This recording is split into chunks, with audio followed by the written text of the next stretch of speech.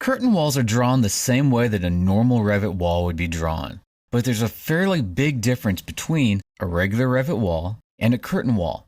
Curtain walls are made of three different components: mullions, curtain grids, and the panels themselves. And we can see the mullions going around this wall here. The panels are the blue. We can't see them, but the curtain grids are things that divide the panels up into multiple panels, as well as allow the mullions to be applied to the inside face of your curtain wall system.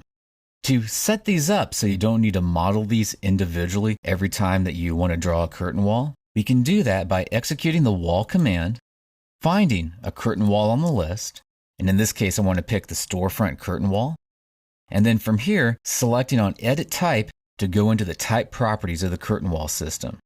We can see here with the storefront curtain wall, and that's the type that we've been looking at on the screen, that you have your vertical grid and horizontal grid patterns built into the curtain wall system. So you can tell it that it has a spacing of 5 feet or a spacing of 8 feet.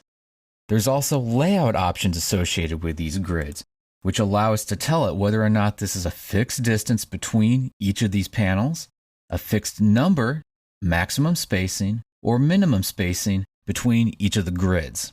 From here, if we scroll down, we'll notice that there's also vertical and horizontal mullions associated with the curtain walls. These mullions can be any shape or size that you want them to be. All they need to be is a mullion family. And in this case, we can see that we have 4 different mullion families available to us, and we could pick any of those off the list, and then they would be any shape or size that we specified. The curtain walls also, just like a regular Revit wall, could have manufacturer information, URL information, which could lead back to a manufacturer's website, or even specs that show how this curtain wall is put together. So there's a variety of properties that can be adjusted and changed directly inside of the type properties of a curtain wall system. In this case, what I'd like to do is come up here and click on the word duplicate to create a new curtain wall type.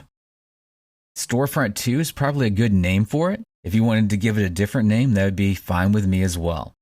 But this will be a storefront system, very similar to the curtain wall system that we currently have. I'm going to click on OK to that. You notice that none of the properties have changed other than the fact that it says type here. What it's done is it's created a duplicate of the storefront system that we originally had highlighted. So all the settings are currently the same. But the next thing I'd like to do is where it has this vertical grid, I'd like to change this spacing to be 7 feet. For the horizontal grid, I want to do the same thing. I want to give this spacing 7 feet. We'll also notice that there's vertical and horizontal mullions. For the borders, I think I'm going to leave these to be the same, but for the interior type, I think I'm going to change them. So if we click inside of there, in this case, I'm just going to pick this 1-inch square and see what that looks like. And we're going to do the same thing down here for the interior type underneath the horizontal mullions. I'm going to do this rectangular mullion 1-inch square. Now that we have this type, I want to point out that if we come up to the type and storefront, if we choose the other one, we'll see the properties of the other one. They're still the same. But if we change it back to storefront 2, here's our new storefront system with its new set of properties.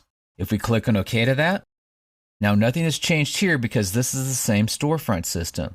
So what we need to do with this command active and storefront 2 highlighted, click, and then click again to draw in another storefront system. And if we hit escape a couple of times on our keyboard, we'll now be able to see the new curtain wall system that we have in place. If we zoom in really tight, we'll see that it does have those much smaller mullions breaking up the individual curtain wall panels.